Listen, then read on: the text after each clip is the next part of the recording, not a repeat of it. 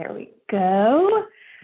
Hi there. Hello. Thank you for being here with me. I'm so glad you said yes. So Alex, as I shared, this is a conversation. I want to hear a little bit about where you are these days, as opposed to where you've been. We've known each other for a couple of years, and I want to hear you tell your story. I'm going to ask you some questions, and we'll just see where the conversation takes us. All right? Yes. You and I have known each other for about 2.5 years, give or take. I think we met in 2020, though we've had mutual people for a long time. But our real formal, official coming together in each other's lives was when you joined the 5th Women of Color Culture Club cohort back in 2020. And then we worked together privately later last year in 2021. So knowing that is the kind of basis of our relationship, I'm going to ask you some questions about kind of where you were before we met. However, to kick us off, because I don't know who's going to be watching this, it's probably us. You're watching this on my website. Assume that somebody's coming to meet you for the first time. Share with me, what are your pronouns and who are your people? Oof, such good questions. I mean, that right there is a perfect example of why it's so good to work with you, because it's so people-centric. So I use both she and they pronouns interchangeably. Feel free to use both. And my people, oh my gosh. Okay, so I'm born and raised in Albuquerque, Tablelands. And my people have been here for many, many generations on one side. On the other side, my grandma is from Rhode Island and came to the Southwest. So, I think that mix-up mashup is a big part of who I am. I also come from young parents, and there's something about coming from a young family that really very much feels like my people. Same deal with coming from a labor family. My dad was always in construction, in the construction field, and that feels like my people too. And I've really realized recently, my people are the weirdos and the odd folks and the folks who maybe just don't fit in. And it just feels so comfortable being in those spaces, whether it's going to a metal concert and being like, oh my gosh, I'm here with my folks. Or just going into the place where folks are just a little bit different, it just feels like a higher frequency, a higher vibration, and just like a different world, a different place. So I've really been leaning into that. And rather than trying to fit into whatever box I'm supposed to fit in, being with the folks who also don't feel like they fit into that box, just feel like my people for sure. Yeah. I love that. Oh, I'm seeing my computer needs to be plugged in. Okay. I love the sense of belonging that you're talking about, in spite of however long you've felt like you don't belong. Mm-hmm.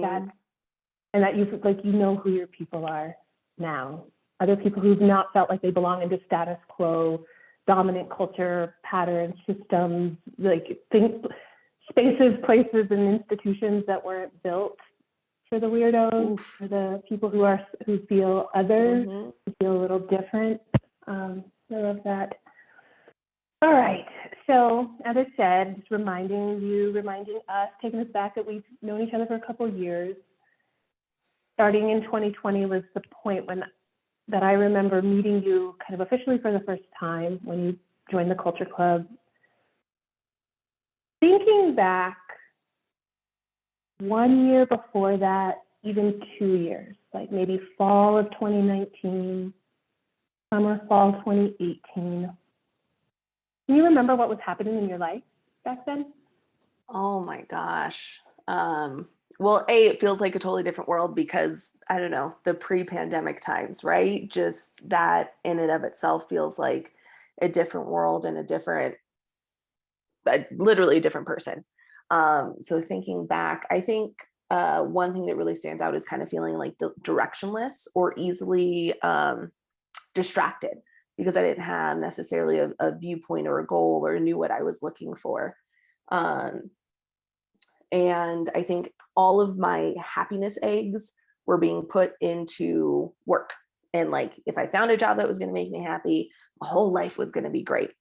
Um, and I think that's part of what brought me to the culture club, and beautifully what you like shattered and took out of the equation. It much more, our work just made me focus so much more on being whole life happy and not just like one type of thing that was going to make my whole life great, right? But that's where I was. That's definitely where I was. So I had started going and looking for resources and looking to the culture club just because I wasn't really happy in work and I couldn't figure out what I wanted to do. And like I said, I felt directionless, which made it really easy for me to get distracted and pulled in a million directions because I didn't have like a true north. I didn't have my own clarity. I just didn't have those things, right? So then went into the culture club because I was like, this is going to be great. I'm going to learn what I want to do for a job for my life. And I'm going to wake up stoked to wake up every morning. This is going to be amazing. And work stuff definitely played in for sure. But once I got into that space, it was like, friend, there is so much more. There's so much more to it. There's so much more to the whole thing, whether it's the activity, kind of like you just asked, who are your people? I know some of the things I remember distinctly, some of the questions you asked, like, who are you riding with? Who are your people as you're in your car to figure all these things out, or thinking about your personal mission. And that like blowing things up and again, making me feel like a whole human and not just a worker. So yeah, I think that definitely changed it. And then changing my perspective on what my goals were. Like I said, focusing more on a whole life and a more holistic perspective. So one thing that you obviously talk about all the time and trademarked and everything is clarity. So moving into a place of just seeking some clarity rather than seeking just the answers for everything and my ultimate purpose and what I need to know. And just that pressure is like, it makes you like sick, right? You just don't feel great. You don't feel, it's too much. It's too much pressure. So just shifting the focus to be like, okay, I need a little bit of clarity. I might not have all the answers, but I know what direction I want to go in. Or just focusing on, I know what feels good to me. I know what doesn't feel good to me, and keeping track of those things, I think helped me feel much more stable in my work. So in my life. Back then, no, like can you remember like any specific goals, like 2018 Alex, 2019 Alex, even like 2015 Alex, goals that you had? Because I know you're an extraordinarily goal-oriented, structured, Virgo, systems-oriented person. What were some of the goals that you can remember, even like one or two from back in the day, pre-pandemic days? Yeah. Well, I think that's part of the problem because I did have goals, but those were constantly shifting because I didn't have any type of clarity. So I was so easily distracted. So I would come up with a goal. You know, I worked in politics for a long time, and I would come up with a goal of wanting to lead, I don't know, a campaign or something. There's nothing could make me less happy right now, like thinking about it at that moment. But I think just striving for whatever version of success looked like in an industry. So that's the thing too. I don't think my goals were my own. I think my goals were to look impressive. So if I was in politics, I wanted to look impressive in politics. And then I got burnt out there and did some other work and still did political adjacent work, but it was in the nonprofit field. So I wanted to look impressive there. So it's like insert obscure thing for impressive, if that makes sense. And because I always just wanted to be impressive, and that's something I still work with a lot now, but have a lot more, I don't know, I'm just a lot more relaxed about. But because I was constantly trying to be impressive, my goals were dependent on people who are not me. So I think that and as really somebody who has never felt And as you described, and you're like, I never felt Yeah. like Yeah. weirdos are my people. And of all industries, of all sectors, it's like politics is extraordinarily, like, you have got to fit into a mold, to fit into that world. If you are different, it's extremely hard to succeed in the current, you know, structure of that world. And so, my goodness, yes, I love hearing. It's like not because it is joyful. There's a sweet sadness even, but I like hearing the words. Like, I don't think my goals were my own. But like that right there, there's so many of us that get caught up in thinking, oh yeah, that we have to achieve a thing, become a thing, experience a thing, do a thing, to be happy, to feel like we are succeeding, to feel like we have it together, to feel like we are moving in the direction that we want to be going. But then it's like, are these goals even mine? And is where I'm trying to get to even where I want to go? So, oh my God, yes. Can you recall, like, pandemic life has unlocked and opened up a lot of things for a lot of people.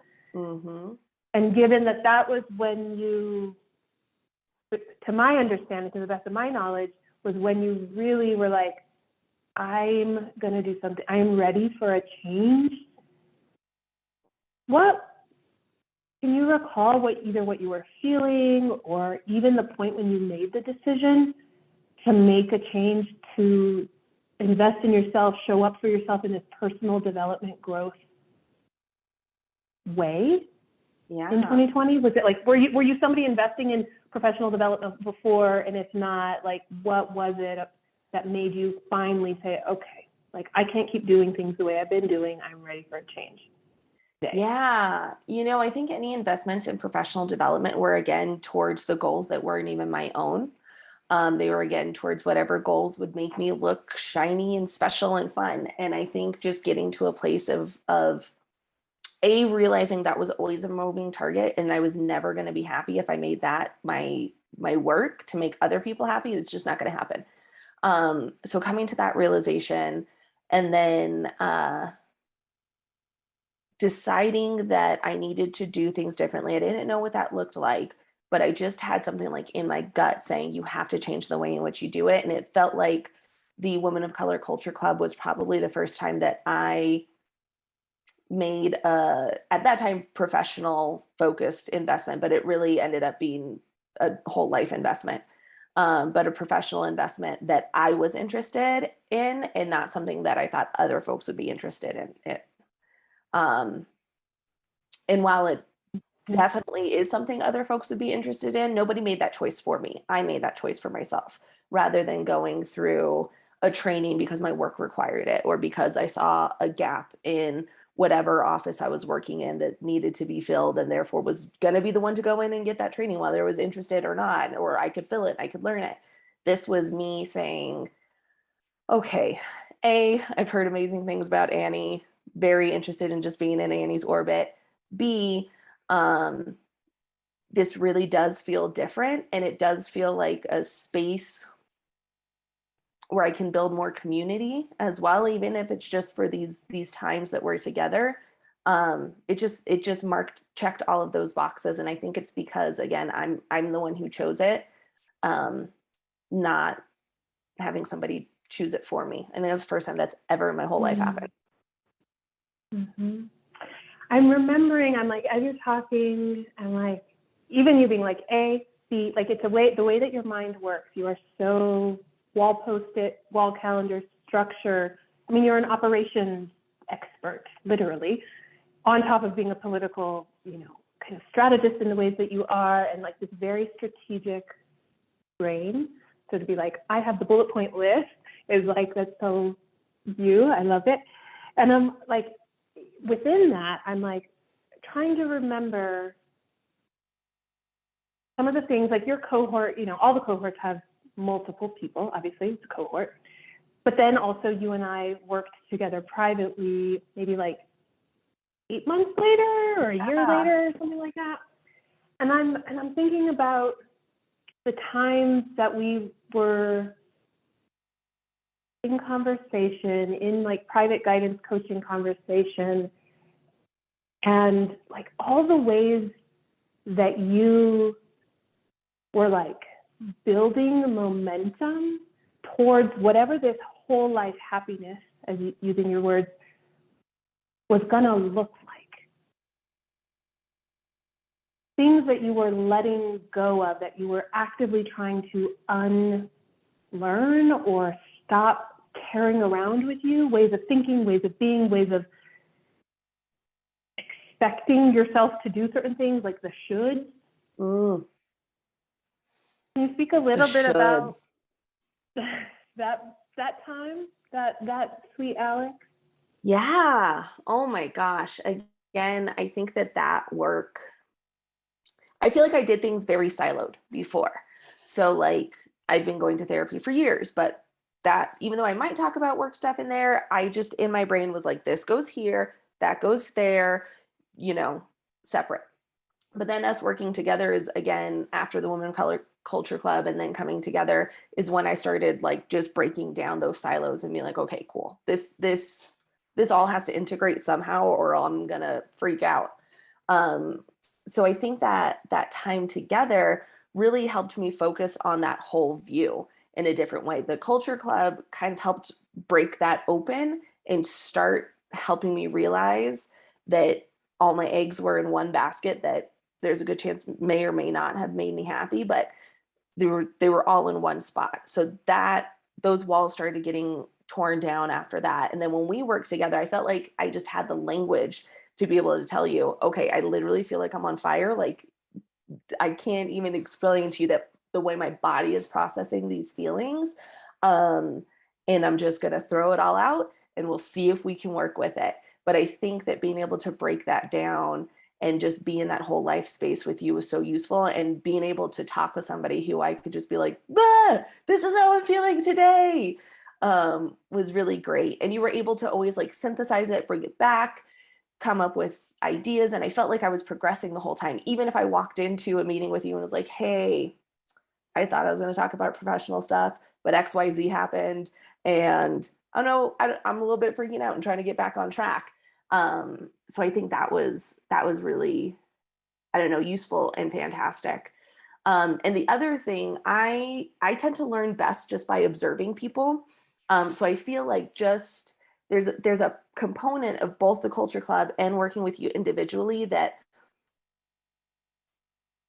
I don't know if it's like even marketed or not, but just being able to observe you taught me so much. Being able to observe you coaching taught me how to like manage my staff better and be a heart-centered person in all that I do.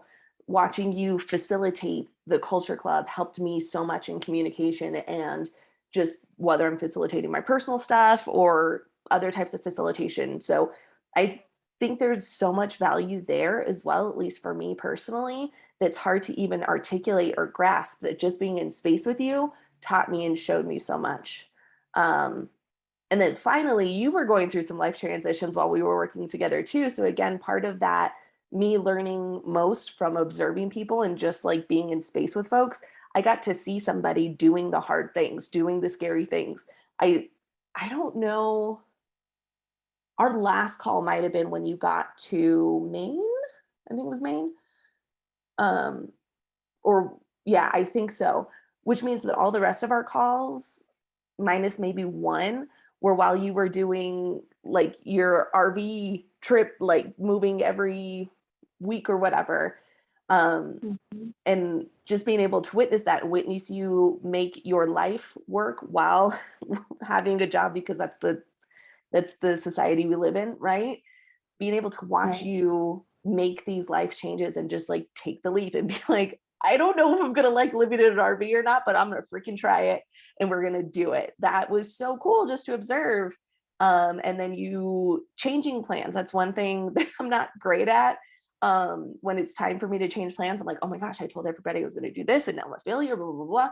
and just watching you say like, okay, cool, we're parking the RV. Now we want to actually rest somewhere, and just being flexible. I don't know, just being able to witness you go through those life changes while doing this work, while doing your own growth. And a lot of that had to do with your openness and vulnerability in this space taught me so much that goes well beyond the conversations we had and the work we did. It means so much to me on a personal level to hear you reflect that to me. And it's interesting. It's like you even think like, I don't know if you market this, but it's like, or even a thing that's talked about, but this concept of having examples, having models for things that we want to do or experience makes doing it so much easier. And as people who are the weirdos, the misfits, the black sheep, the one of these things is not like the rest in whatever space we're in. So it's like, if you don't have any, but you have no example, no blueprint, no checklist for how to do something, how in the fuck are you supposed to go about, like, where do I even begin?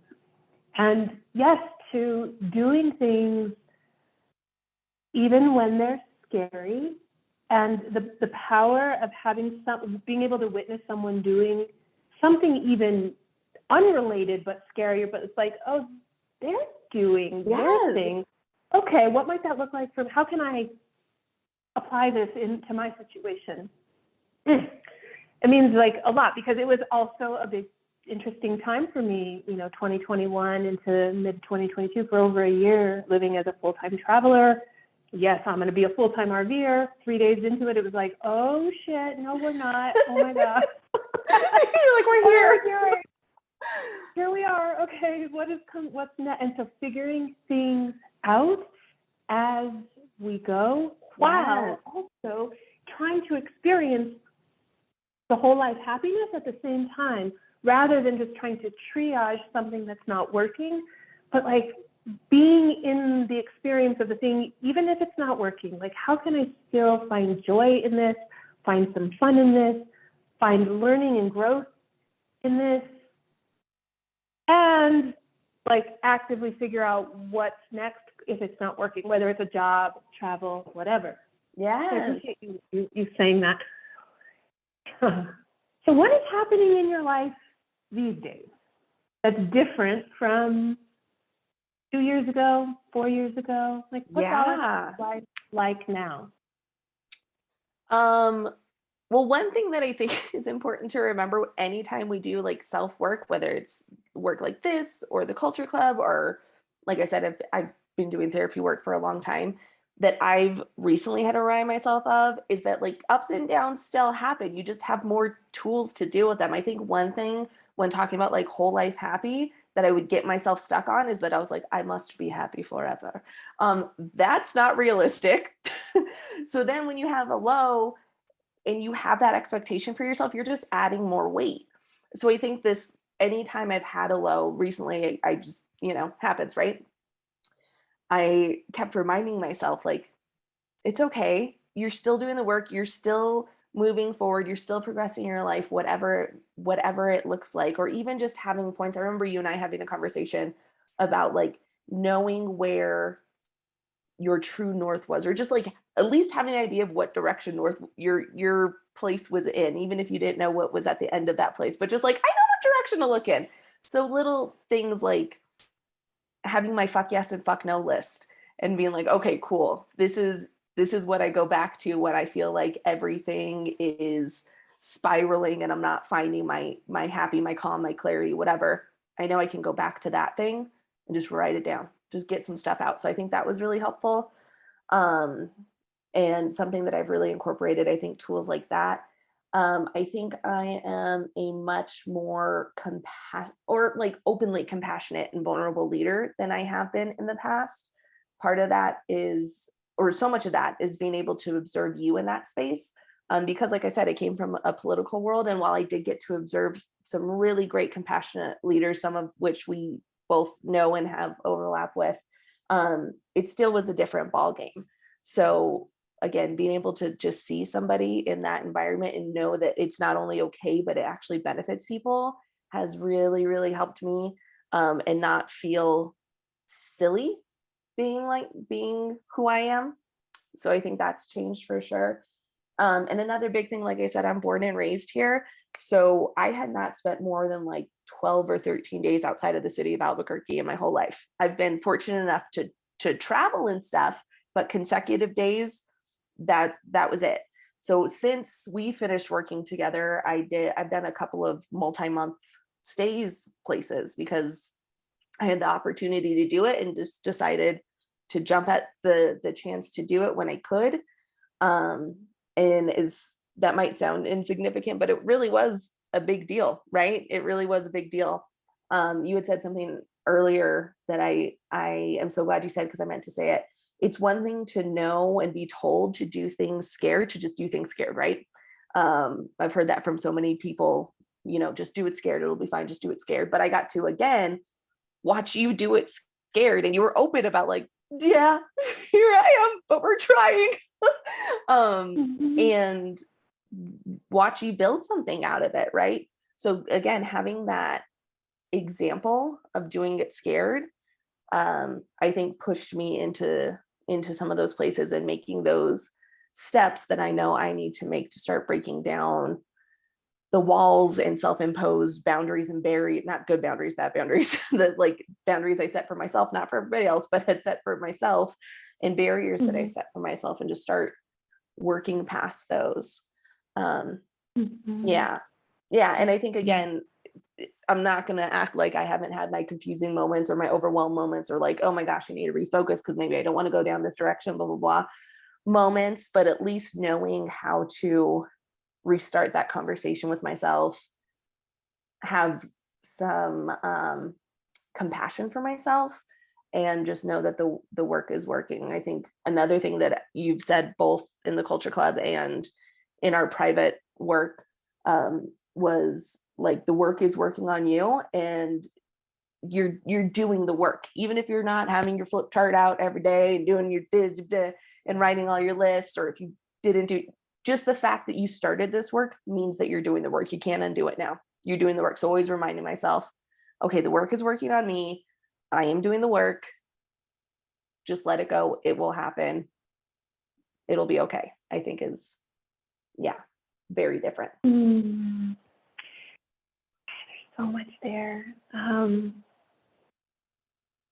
You said something, you said, it's like this journey of like personal growth, investing in ourselves, in our own healing, in our own development, in our own journeys. Not everybody does that. Like, I swim in this world, and almost everybody I know either has their own coach, guide, healer, or is a coach, guide, or healer. So I feel like I'm immersed in it. But the truth is, most people, if we live in a world of however many billions of people, most people, for a variety of reasons, barriers, access, etc., privilege, never have the opportunity or even know that it's an option to invest in their own personal growth. And like you said, it's the work doesn't stop once I've done the thing. Now I'm like whole life happy. I'm perfect. It's ready. I'm like, my life is perfect. It's like, well, no, but we have more tools, like you said. Or I remember my very, very first astrology reading by a professional astrologer, probably 15 years ago. Shout out to Jessica Shepard. I remember her telling me, she used the word, like, it was just so perfect. She's like, it's like you have a cauldron, and you're putting the medicine into the cauldron, and you're cooking something up for your own healing. And that's all of the things that we do, whether it's a book that we read, a therapy session, a coaching session, a healing session, a group experience, whatever the thing might be, a personal retreat, a hike, the ways that we journal, the ways that we organize our thoughts with lists and spreadsheets or something else. These are all tools, or that we can be sticking in our cauldron for when we need them again in the future. Like, we need them now. We're learning how to use them. We're mixing our tinctures. And then like 6 months from now, when things get hard, when something happens, 2 days from now, I know that I can like put the tincture like under my tongue and be like, oh, right, I am now more equipped to deal with hard things and joyful, exciting, scary things than I was before, because I now have the tools to do it. I've used them, I've put them into practice, and I can use them again and again. Because the work never ends. I mean, when the work ends, that's when we die. And so for the time that we get to be alive in these bodies, in this form, at this time in history, what is it? How do we want to move about this life? And so I'm just appreciate the succinctness around having tools for when you need them again later. I have 2 last questions. One is like a 2-part.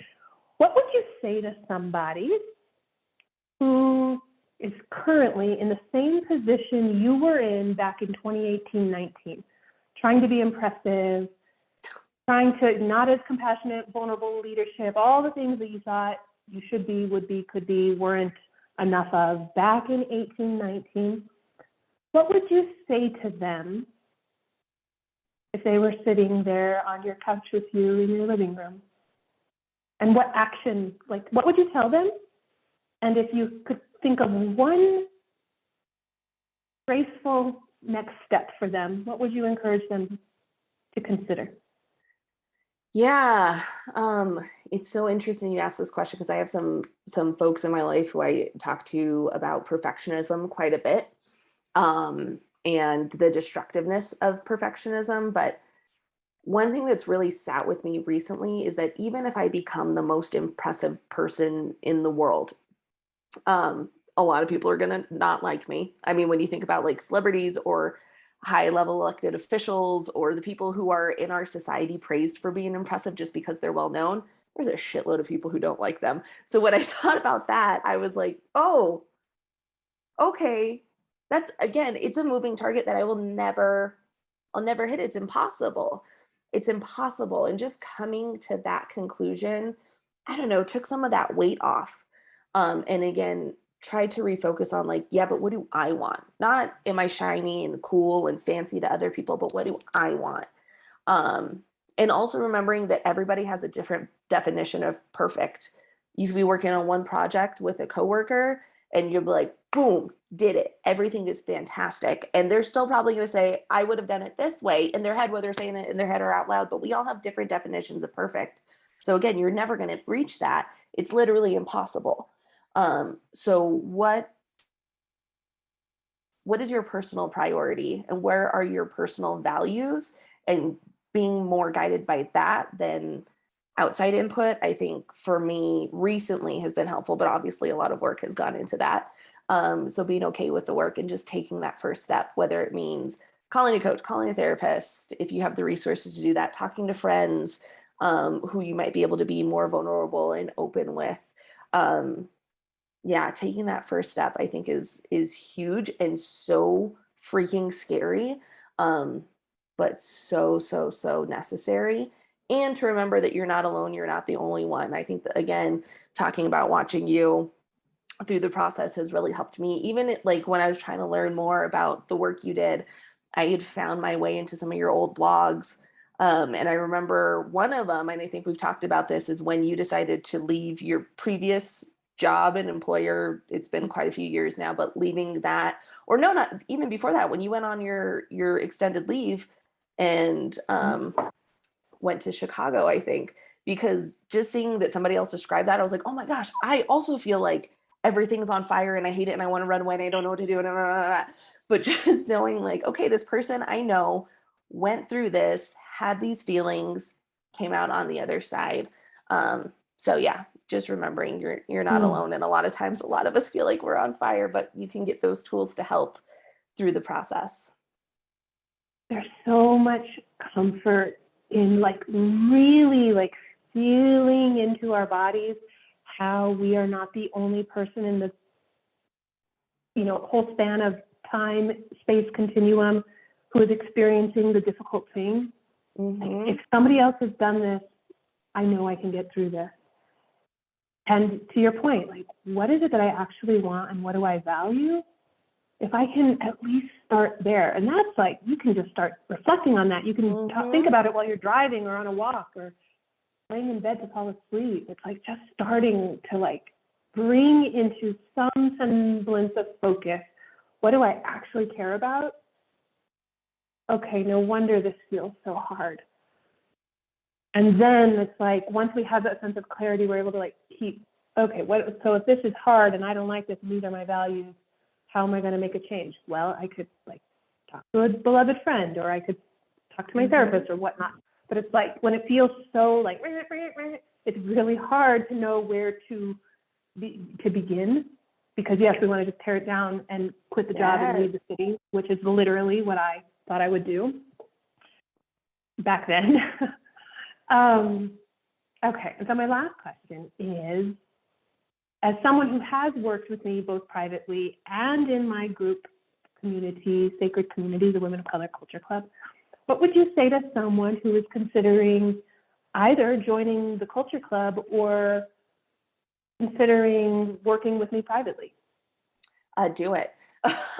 Yeah, just go ahead and do it. And to like remember that there's, just different resources available. I think you talk so much about being able to build community and find out who might be able to support you in some of these things. I think you have quite a few resources that are like, this is how you can talk your boss into helping you to pay for this, or even just, I can't remember if it happened in the Culture Club or in one of our private conversations, because I remember at some point being like, because this is the way our brains are wired in this society. I fundamentally disagree with it, but it is the way our brains are wired. Like, is this a good use of my resources? It was the best use of my resources, but like thinking that through, right? And literally just having to say, I don't have all the answers right now, but I do actually feel confident that whatever resources I use on this are going to come back to me in one way or another. And just talking myself through that, which I think, again, our brains are wired to think, if you're going to spend time, money, other resources on it, then it has to like be, I don't know, you have to change in 30 days. Like a tangible person. Yeah, thing. Exactly. Like ROI, and it's like, yeah, exactly, yeah. Right. So just even going through that exercise of breaking down those societal expectations and being okay with an investment in yourself, whether it's professional, personal, a mix of everything, it's worth it. I promise you're worth it. I promise the process is worth it. Like you as in the people thinking of doing this are worth it. Invest in yourself.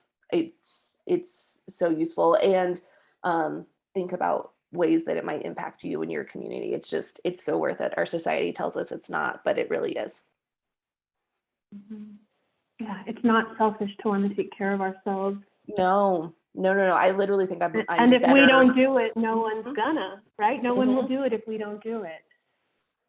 Whether somebody is considering working with me or some other coach, guide, healer, therapist, like get the support that you want and are craving, even if you don't know how you're going to pay for it, how you're going to find the time to show up for it, how you're going to make it work. It's like, say yes to yourself, because there's a part of you that's buried in there that's like, let me out, and deserves an opportunity to breathe and explore its own way of being in the world. I also firmly believe that when we invest in somehow in ourselves, whether it's like taking the time to align ourselves with our values, like you said, and just like thinking about that and writing that down, adding some time, if at all possible, to your day, just to be with you, to think these things through. Again, I know access to all of these things varies so much throughout our communities, but I firmly believe that investing in ourselves is an investment in our community, because the better we are, the better we show up for our people, and the more we heal the communities that we come from, and disrupt generational patterns that most of the time were forced on us and didn't come from our communities anyway. On that note, Thank you. Thank you for sharing this time with me and your perspective and your wisdom and your heart with whomever is going to watch this down the line. Yeah, I appreciate you so much, more than I can even begin to express. Thank you so much.